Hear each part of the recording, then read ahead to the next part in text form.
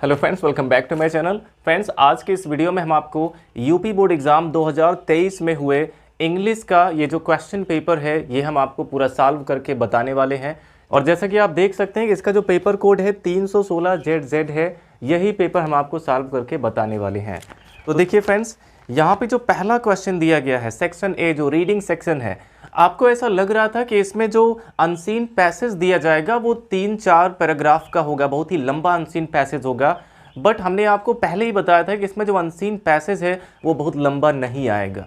और फ्रेंड्स, इसमें ये जो अनसीन पैसेज दिया गया है शायद आप नहीं जानते होंगे, लेकिन ये यूपी बोर्ड का जो पुराना सिलेबस है उसमें एक लेसन था the secret of health, success and power. इसी लेसन से एक पैराग्राफ यहाँ पे दिया गया है। तो सबसे पहले हम इस पूरे पैसेज को समझ लेते हैं। इसमें क्या कहा गया है? यहाँ पे कहा गया कि whatever your task may be, यानी कि आपका काम चाहे जो कुछ भी हो, concentrate your whole mind upon it, यानी कि अपना पूरा ध्यान आपको उसी काम में केंद्रित करना होगा। Concentrate your whole mind upon it, आप अपना पूरा ध्यान उसी काम में ही केंद्रित रखें। Throw into it all the energy of which you are capable, यानी कि आपके पास जितनी क्षमता है, जितनी ऊर्जा है, आप अपनी पूरी ऊर्जा को उस काम में लगा दीजिए। The faultless completion of small task leads inevitably to larger task, यानी कि बिना गलतियों वाले छोटे छोटे जो काम होते हैं वो हमें बड़े काम की ओर ले जाते हैं। यानी कि छोटे छोटे काम को भी बिना गलती के कंप्लीट करना हमें एक बड़े काम की ओर ले जाता है। बस हमें क्या देखना है, आगे बताया गया कि see to it that you rise by steady climbing, हमें केवल ये देखना है कि हम स्थिरता से आगे बढ़ें। स्टेडी क्लाइंबिंग यानी कि हम आराम से आगे बढ़ें, ऊपर चढ़ें। And you will never fall, और अगर हम ऐसा करेंगे तो हम कभी नहीं गिरेंगे। अगर हम स्टेडी होकर ऊपर चढ़ेंगे तो फिर हम कभी नहीं गिरेंगे। And here in lies the secret of true power, और इसी में सच्चे शक्ति का रहस्य है। और इसके बाद कहा गया कि learn by constant practice how to husband your resources. Learn का मतलब सीखिए, बाय कांस्टेंट प्रैक्टिस यानी कि लगातार प्रैक्टिस करके सीखिए। How to husband your resources, कि हम अपने संसाधनों का प्रयोग कैसे करें। एंड टू कॉन्सेंट्रेट देम, और उन्हें केंद्रित रखें एट एनी मोमेंट, यानी कि हर पल, अपॉन अ गिवन पॉइंट, यानी कि अपने एम पर, और हर पल अपने एम पर, अपने लक्ष्य पर इसको केंद्रित रखें। The foolish waste all their mental and spiritual energy in frivolity, यानी कि जो मूर्ख लोग अपनी पूरी मेंटल और स्पिरिचुअल एनर्जी को, अपनी मानसिक और आध्यात्मिक ऊर्जा को खर्च करते हैं। फ्रिवलिटी का मतलब है छिछोरेपन में। फ्रिवलिटी का मतलब छिछोरेपन में। मूर्ख लोग अपनी पूरी मेंटल और स्पिरिचुअल एनर्जी को छिछोरेपन में व्यर्थ करते हैं। फूलिश चैटर, मूर्खतापूर्ण बातों में खर्च करते हैं, और सेल्फिश आर्गुमेंट या फिर स्वार्थ की बातों में खर्च करते हैं। Not to mention wasteful physical excesses, यहाँ पे शारीरिक ऊर्जा को खर्च करने की बात नहीं हुई है। तो इस तरीके से ये पैसेज दिया गया था। और इसमें देखिए क्वेश्चन जो आपसे पूछा गया है, पहला क्वेश्चन है how should we do our task, हमें अपना काम कैसे करना चाहिए। तो अगर हम स्टार्टिंग में ही देखें तो कहा गया है कि whatever your task may be, हमारा काम चाहे जो कुछ भी हो, concentrate your whole mind upon it, हमें अपने पूरा ध्यान उसी काम में केंद्रित रखना चाहिए। Throw into it all the energy of which you are capable, और हमारी जितनी क्षमता है हम अपनी पूरी ऊर्जा को हमें उस काम में लगा देना चाहिए। तो यही चीज़ आप इसके आंसर में लिख सकते हैं। सबसे पहले इसमें से आप सब्जेक्ट ढूंढेंगे, सब्जेक्ट यहाँ पे वी है तो सब्जेक्ट यहाँ पे लिखेंगे। अब इसमें एक मॉडल वर्ब यूज हुआ है शुड, तो यहाँ पे आप शुड का यूज करेंगे, वी शुड। और इसके बाद देखिए यहाँ पे कॉन्सेंट्रेट वर्ड का यूज किया गया है, तो ये आप यूज कर सकते हैं कि वी शुड कॉन्सेंट्रेट, हमें केंद्रित रखना चाहिए आवर होल माइंड। अब इसमें योर है लेकिन आंसर में हमें आवर लिखना होगा। आवर होल माइंड, हमें अपना पूरा ध्यान केंद्रित करना चाहिए अपॉन इट, यहाँ पे दिया गया है, और इट के जगह पे आप लिख सकते हैं अपॉन आवर टास्क। इट का यूज किसके लिए हुआ है? टास्क के लिए हुआ है, तो यहाँ पे अपॉन आवर टास्क कर सकते हैं। और इसके बाद throw into it all the energy of which you are capable, यानी कि हमें अपनी पूरी ऊर्जा को इस काम में लगाना चाहिए जितनी भी हमारी क्षमता है। तो यहाँ पे आप आगे बढ़ा सकते हैं कि एंड वी शुड use यहाँ पे थ्रू इट का यूज किया गया, बट आप यहाँ पे यूज लगा सकते हैं। एंड वी शुड यूज, और हमें यूज करना चाहिए अपनी पूरी एनर्जी को, यानी कि all our energy, all our energy, अपनी पूरी एनर्जी को यूज करना चाहिए, जितनी भी हमारी क्षमता है। और यहाँ पे आप कर सकते हैं कि एज मच एज, जितना ज़्यादा हम कर सकते हैं, as much as we can, जितना भी हम कर सकते हैं अपनी पूरी ऊर्जा को उस काम में यूज करना चाहिए। और लास्ट में आप ऐड कर सकते हैं to complete our task, to complete यानी अपने काम को पूरा करने के लिए, टू कंप्लीट आवर टास्क। तो इस तरीके से फ्रेंड्स आप इस पहले क्वेश्चन का आंसर दे सकते हैं। यहाँ पे बताया गया कि we should concentrate our whole mind upon our task, यानी कि हमें अपने काम पर अपना पूरा ध्यान केंद्रित करना चाहिए। And we should use all our energy as much as we can to complete our task, और हमें अपने काम को पूरा करने के लिए हम जितनी भी एनर्जी को लगा सकते हैं, खर्च कर सकते हैं, अपनी पूरी ऊर्जा उसमें लगानी चाहिए। तो देखिए इसमें जो पैसेज दिया जाता है इसमें से आपको केवल हिंट लेना है, ऐसा नहीं करना है कि बस फुल स्टॉप से फुल स्टॉप तक पूरे सेंटेंस को आप नोट कर लीजिए। बस उससे हिंट लेकर आपको एक अच्छा सा आंसर लिखना है, एक परफेक्ट आंसर लिखना है, सटीक आंसर लिखना है। और देखिए अगला क्वेश्चन यहाँ पे पूछा गया, when shall we never fall, when shall we never fall, हम कब कभी नहीं गिरेंगे, ये यहाँ पे पूछा गया है। और देखिए यहाँ पे कहा गया है कि सी टू इट, हमें ये देखना है that you rise bye study climbing and you will never fall, कि हम धीरे धीरे आगे बढ़ें, अगर ऐसा हम करेंगे तो हम कभी भी नहीं गिरेंगे।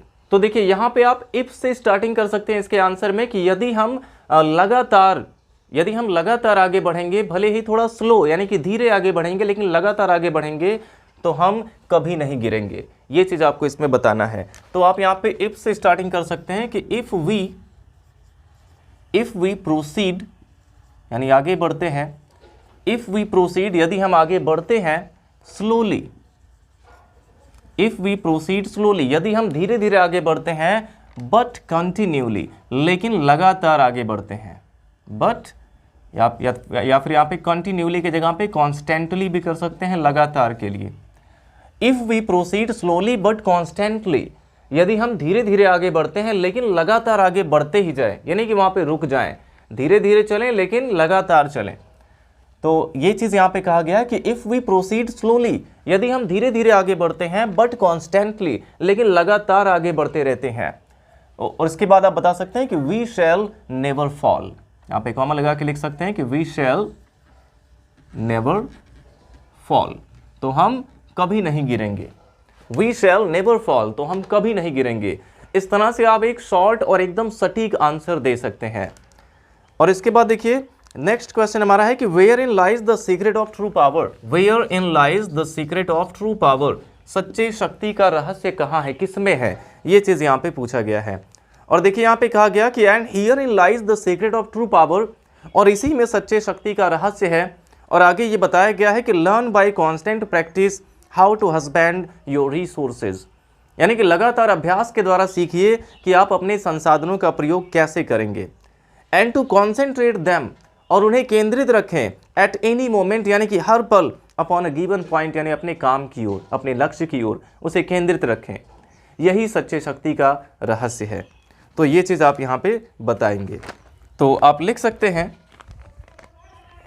कि the secret of true power, आप यहाँ से स्टार्टिंग कर सकते हैं, the secret of true power, the secret of true power is to learn, ये सीखना है। The secret of true power is to learn. और यहाँ पे देखिए हस्बैंड वर्ड का यूज किया गया है, लेकिन हस्बैंड का मतलब ये पति नहीं है। यहाँ पे हस्बैंड का मतलब है कंट्रोल करना, नियंत्रित करना, कि हम अपने संसाधनों को नियंत्रित कैसे करेंगे। तो यहाँ पे आप सीधे कंट्रोल वर्ड का भी यूज कर सकते हैं। The secret of true power is to learn how to control. तो देखिए फ्रेंड्स यहाँ पे नियंत्रित करना के लिए हस्बैंड वर्ड का यूज किया गया है। हस्बैंड का मतलब यहाँ पे पति नहीं है, यहाँ पे हस्बैंड का मतलब है नियंत्रित करना, कंट्रोल करना। तो आप यहाँ पे हस्बैंड के जगह पे कंट्रोल वर्ड का यूज कर सकते हैं कि how to control our resources, how to control our resources. ये आपको पैसेज में मिल जाएगा, आप देख सकते हैं कि the secret of true power is to learn how to control our resources and, और उसके बाद यहाँ पे कहा गया है and to concentrate them at any moment upon a given point. तो ये चीज आप यहाँ पे लिख सकते हैं कि and to concentrate them at any moment, at any moment upon a given point यहाँ पे दिया गया है, और गिवन पॉइंट का यूज यहाँ पे किसके लिए किया गया, हमारे लक्ष्य के लिए किया गया है, तो अपॉन आवर एम यहाँ पे आप कर सकते हैं। तो इस तरीके से फ्रेंड्स आप इसका आंसर भी दे सकते हैं कि the secret of true power is to learn how to control our resources. ये चीज सीखना है कि हम अपने संसाधनों का प्रयोग कैसे करें, and to concentrate them at any moment upon our aim, और हर पल अपने लक्ष्य के प्रति अपना ध्यान केंद्रित रखें। इसी में सच्चे शक्ति का रहस्य है। और इसके बाद देखिए फ्रेंड्स, यहाँ पे जो चौथा क्वेश्चन पूछा गया है, चौथा क्वेश्चन इसमें है डी वाला क्वेश्चन पूछा गया, how do the foolish waste their energy. तो ये तो बहुत ही इजी क्वेश्चन है, इसका एकदम सटीक आंसर आपको पैसेज में मिल जाएगा। आप चाहें तो एकदम एज इट इज उसको लिख सकते हैं। तो देखिए इस पैसेज के लास्ट में कहा गया है कि the foolish waste all their mental and spiritual energy in frivolity, foolish chatter और सेल्फिश आर्गुमेंट। ये चीज़ इतना यहाँ पे बताया गया है कि मूर्ख लोग अपनी सभी मानसिक और आध्यात्मिक ऊर्जा को छिछोरेपन में, और फूलिश चैटर मूर्खतापूर्ण बातों में, और सेल्फिश आर्गुमेंट या फिर स्वार्थ की बातों में व्यर्थ करते हैं। तो यही चीज़ आपको इसमें बताना है। तो आप लिखेंगे सबसे पहले सब्जेक्ट यहाँ पे लिखेंगे, सब्जेक्ट है द फूलिश, तो हो जाएगा the foolish waste, the foolish waste, यानी कि मूर्ख लोग वेस्ट करते हैं क्या, अपनी मेंटल और स्पिरिचुअल एनर्जी को। ये चीज़ यहाँ पे लिख सकते हैं कि all their mental and spiritual energy, the foolish waste all their mental and spiritual energy in frivolity. तो सेम यही चीज़ आपके पैसेज में दिया गया है, लास्ट लाइन में अगर देखें तो वही आपको यहाँ पे लिखना है, इन फ्रिवलिटी। लेकिन यहाँ पे फ्रिवलिटी का मतलब क्या है, छिछोरापन है। फूलिश चैटर कॉमा लगा के लिख सकते हैं, फूलिश चैटर, फिर एंड लगा के आप लिखेंगे and selfish argument, and selfish argument.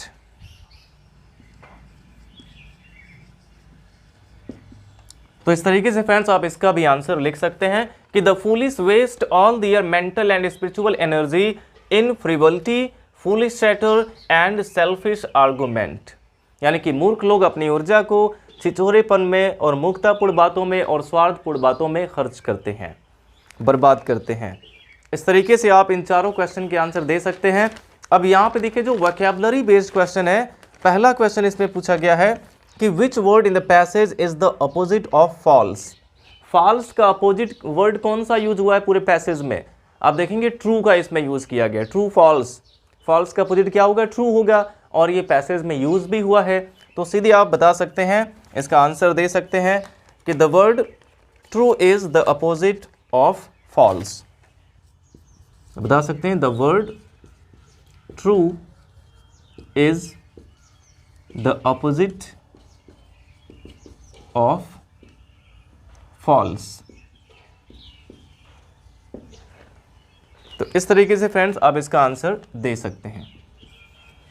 Next है what is meant by two concentrate. What is meant by two concentrate. Concentrate का मतलब क्या है, ये यहाँ पे पूछा गया है। तो कॉन्सेंट्रेट का मतलब क्या होता है, ध्यान केंद्रित करना। तो इसका मीनिंग आप क्या लिख सकते हैं कि किसी चीज की ओर अपना पूरा ध्यान देना, यानी कि to give our attention, to give our attention to something. ये चीज आप यहाँ पे लिख सकते हैं। तो कैसे लिखेंगे इसका आंसर, तो आप लिख सकते हैं कि to concentrate means, to concentrate means to to give all our attention to something, यानी कि किसी चीज़ की ओर अपना पूरा ध्यान केंद्रित करना। ये चीज़ आप यहाँ पे बता सकते हैं कि to concentrate means to give all our attention to something. और अगला क्वेश्चन है give the antonym of foolish. यहाँ पे फूलिश का एंटोनिम पूछा गया है और ये नहीं कहा गया है कि आप पैसेज में से ही बताइए उस वर्ड को। तो फूलिश का आपको केवल एंटोनिम बताना है, आप कोई भी बता सकते हैं। तो फूलिश का मतलब मूर्ख होता है और इसका अपोजिट क्या होगा, बुद्धिमान होगा। तो आप यहाँ पे तीसरे का आंसर लिख सकते हैं कि द एंटोनिम ऑफ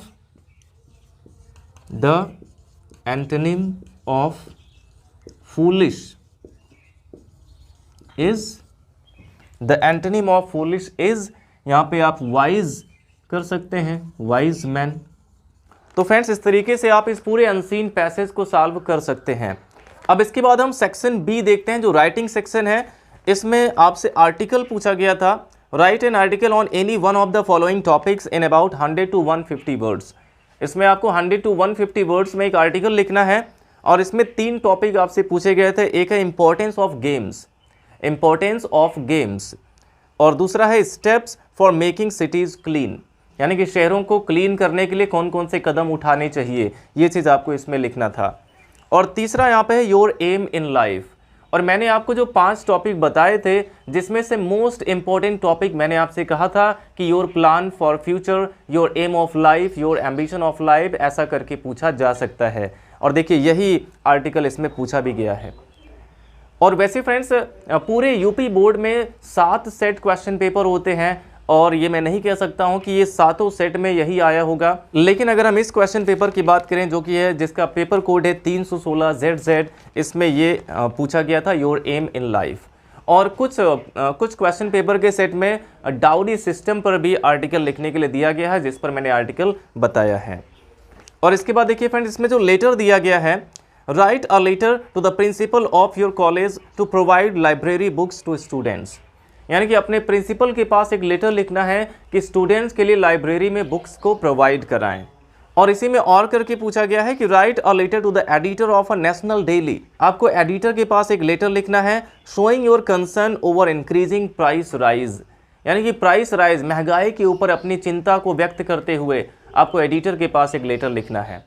और फ्रेंड्स मैंने आपको लेटर टू द एडिटर का एक ट्रिक बताया है, ट्रिक का एक वीडियो मैंने आपको दिया है। अगर आपने उस वीडियो को देखा होगा अच्छे से तो बस आपको केवल उसमें थोड़ी सी अपनी समस्या को ऐड करना था और उसका जो स्टार्टिंग लाइन है, जो एंडिंग लाइन है, ये सब आपको सेम टू सेम वैसे रखना है। केवल प्राइस राइज से क्या हमें समस्याएं हो रही हैं, ये अपनी थोड़ी सी समस्या उसमें 2-3 लाइन में केवल आपको ऐड करना होगा। बाकी किसी भी टॉपिक पे अगर एडिटर के पास लेटर लिखना है तो आप सेम वही सारी चीज़ें लिख सकते हैं जो मैंने आपको उस वीडियो में बताया है। तो अगर आप लेटर टू द एडिटर सीखना चाहते हैं तो आप उस वीडियो को जरूर देखें, उसका लिंक आपको डिस्क्रिप्शन में मिल जाएगा और कमेंट बॉक्स में भी मिल जाएगा।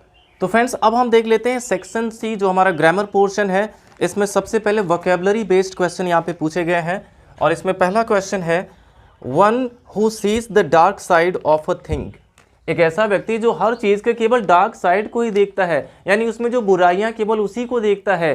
कहने का मतलब है एक ऐसा व्यक्ति जो हमेशा नेगेटिव चीज़ों को ही सोचता है, हमेशा नेगेटिव ही सोचता है।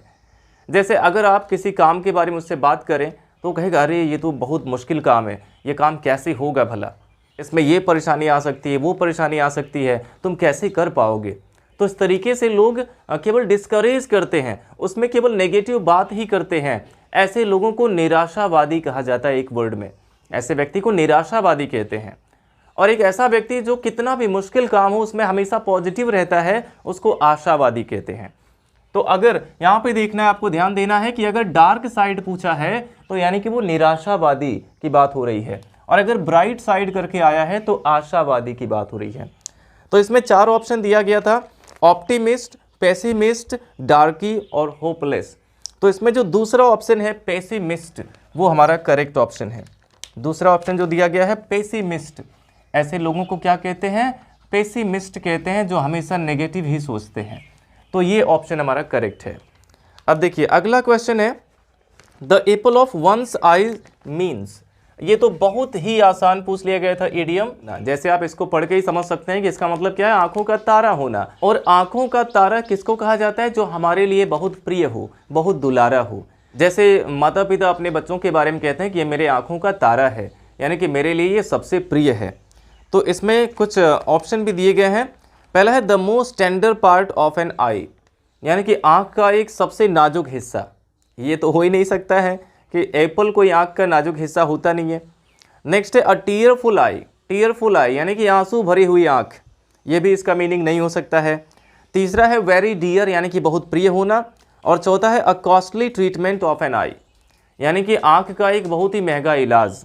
क्या ये इसमें किसी इलाज का नाम है? तो इसमें करेक्ट ऑप्शन हमारा क्या हो जाएगा, वेरी डियर। यही हमारा इसमें करेक्ट ऑप्शन है, very dear. Apple of one's eye का मतलब क्या होता है, वेरी डियर, यानी कि बहुत प्रिय होना। अब देखिए फ्रेंड्स, हमारा अगला क्वेश्चन यहाँ पे है the synonym of destroy is.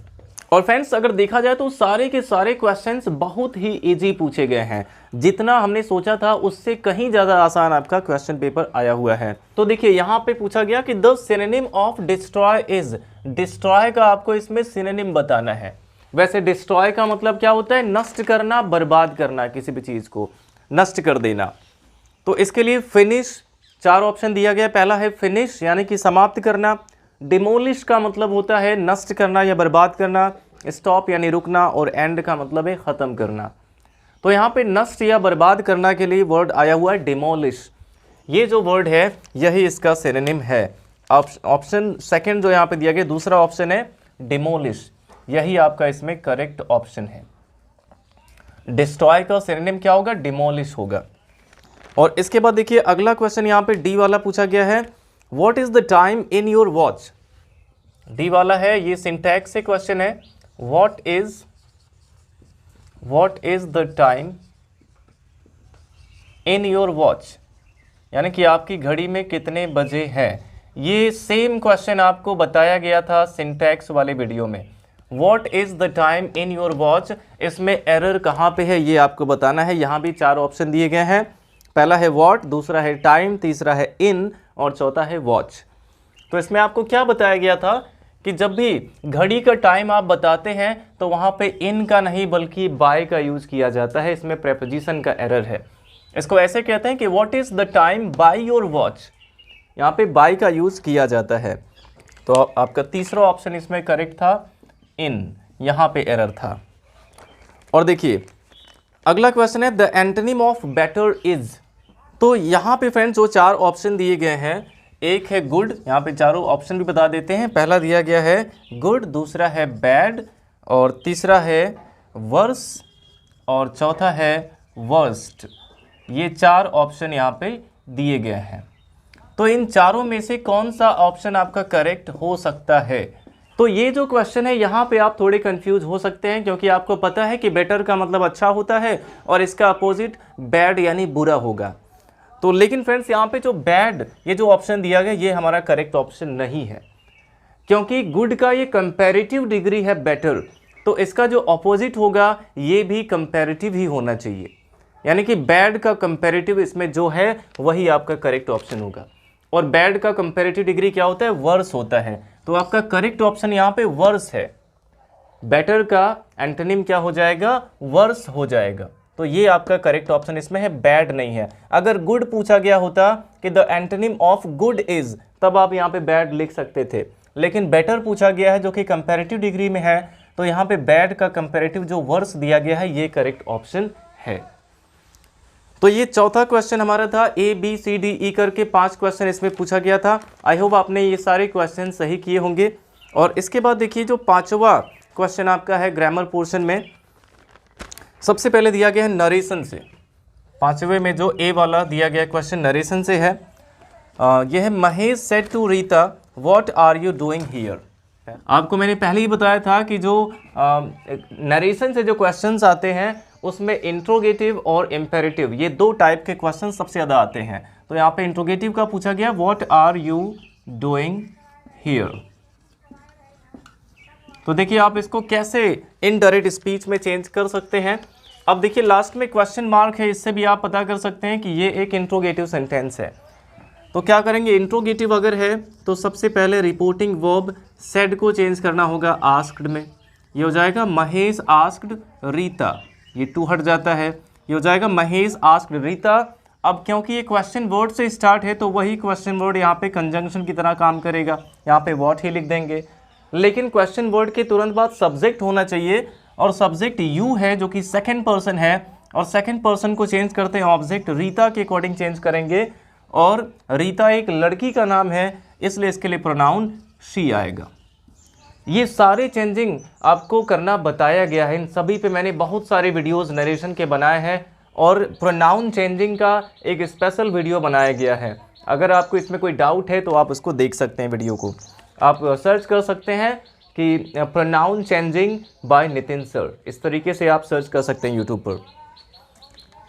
तो ये हो जाएगा Mahesh asked Rita what she, और इज एम आर को चेंज करते हैं वॉज वर्ब में तो शी वॉज हो जाएगा, और यहाँ पे आईएनजी फॉर्म ही आएगा डूइंग, और हेयर को चेंज कर देंगे देयर में। ये हो गया Mahesh asked Rita what she was doing there. इस तरीके से आप इसको चेंज कर सकते हैं। और देखिए अगला इसमें दिया गया था, वैसे दो में से एक ही करना है, दो क्वेश्चन दिया गया था इसमें, आपको दूसरा भी बता देते हैं। The teacher said to the students, the teacher said to the students do not quarrel with one another, एक दूसरे से लड़ाई मत करो ऐसा टीचर ने कहा है। तो या तो इसमें आप एडवाइज लगा सकते हैं, या फिर ऑर्डर्ड भी लगा सकते हैं, या फिर सीधे फॉरबेड लगा सकते हैं। अगर डू नॉट से स्टार्ट है तो आप फॉरबेड का यूज कर सकते हैं, तो हो जाएगा the teacher forbade, the teacher forbade the students.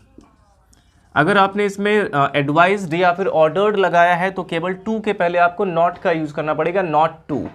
और अगर फॉरबेड लगाए हैं तो फिर नॉट लगाने की ज़रूरत नहीं है, सीधे आप टू का यूज कर सकते हैं कॉमा की जगह पे। The teacher forbade the students to, अब क्या करने के लिए मना किया, क्वारल विद वन एनदर, ये चीज़ यहाँ पे आप ऐड कर सकते हैं, to quarrel with one another. ये हो गया the teacher forbade the students to quarrel with one another, यानी कि टीचर ने स्टूडेंट्स को एक दूसरे से झगड़ा करने से मना किया। तो ऐसे आप नरेशन का क्वेश्चन सॉल्व कर सकते हैं। और इसके बाद देखिए सिंथेसिस का जो क्वेश्चन दिया गया था, पहला है वेयर आर यू गोइंग, यानी कि तुम कहाँ जा रहे हो। आई डू नॉट नो, मैं नहीं जानता, आई डू नॉट नो। और इसको आपको एक कॉम्प्लेक्स सेंटेंस बनाना है जो कि बहुत ही ईजी है। इसको कॉम्प्लेक्स सेंटेंस बनाना है तो आप क्या करेंगे, केवल हो जाएगा I do not know where you are going. सबसे पहले आपको ये पोर्शन लिखना होगा कि मैं नहीं जानता, आई डू नॉट नो। अब तुम कहाँ जा रहे हो, कि तुम कहाँ जा रहे हो, तो यहाँ पे वेयर है, वेयर ही लिख देंगे यहाँ पे। लेकिन इसके बाद आपको तुरंत सब्जेक्ट लिखना होगा, इसको असर्टिव में चेंज करना होगा, तो आर यू का यू आर हो जाएगा, वेयर यू आर गोइंग। ये सारा चेंजिंग आपको बताया गया है। ये हो जाएगा I do not know where you are going. इस तरीके से आप इसको कंबाइन कर सकते हैं नाउन क्लॉज का यूज करके। और इसके बाद देखिए दूसरा इसमें जो क्वेश्चन दिया गया था, वैसे इसमें भी दो क्वेश्चन रहेगा, दो में से एक ही आपको करना रहता है। दूसरा पूछा गया था ही was find, he was fined, he was imprisoned, he was imprisoned। और देखिए इस टाइप का भी क्वेश्चन आपको बताया गया था, बिल्कुल ऐसे ही, he was fined, he was imprisoned। उसमें था the thief was punished, the thief was fined, ऐसा करके आपको बताया गया था, जिसमें as well as का यूज़ करके हमने आपको बताया था कंबाइन करना। और इसको कंपाउंड सेंटेंस में कंबाइन करना है, इसको एक कंपाउंड सेंटेंस बनाना है। तो आप सीधे इसमें and, as well as, not only but also, इनमें से कोई भी लगा सकते हैं। तो हो जाएगा he was fined as well as imprisoned, ऐसा आप बना सकते हैं, he was fined as well as imprisoned. या फिर he was not only fined but also imprisoned, ऐसा भी बना सकते हैं। तो फ्रेंड्स आई होप ये सारे क्वेश्चन आपने सही किए होंगे, और इसके बाद हम अगले क्वेश्चंस को भी देख लेते हैं। अब देखिए फ्रेंड्स पांचवे का जो सी वाला क्वेश्चन है, जिसमें ट्रांसफॉर्मेशन से क्वेश्चन पूछा गया है, पहला है Jammu is not so hot as Delhi, और इसको आपको चेंज करना है कंपैरेटिव डिग्री में, इसको कंपैरेटिव डिग्री में चेंज करना है। वैसे तो ट्रांसफॉर्मेशन में बहुत सारे टॉपिक हैं, लेकिन मैंने आपको बताया था कि इसमें दो सबसे इंपॉर्टेंट टॉपिक हैं, एक है डिग्री और दूसरा है वॉइस। इन्हीं दो से क्वेश्चंस आते हैं अधिकतर। तो ये डिग्री का क्वेश्चन है, ये पॉजिटिव डिग्री में है, इसको आपको कंपैरेटिव में चेंज करना है। और ये आपको बहुत ही अच्छे से बताया गया है कि पॉजिटिव से कंपैरेटिव बनाने के लिए सबसे पहले आप दूसरा सब्जेक्ट लिखते हैं, तो यहाँ पे हो जाएगा दिल्ली, और उसके बाद वर्ब लिखेंगे यहाँ पे इज़। अब देखेंगे अगर क्वेश्चन में नॉट है तो इसमें आपको नॉट नहीं लगाना है। अब हॉट का आपको कंपैरेटिव डिग्री लिखना है, तो हॉट का कंपैरेटिव क्या हो जाएगा, हॉटर। दिल्ली इज़ हॉटर, और यहाँ पे आप दैन का यूज़ करेंगे, और फिर पहला सब्जेक्ट आ जाएगा जम्मू।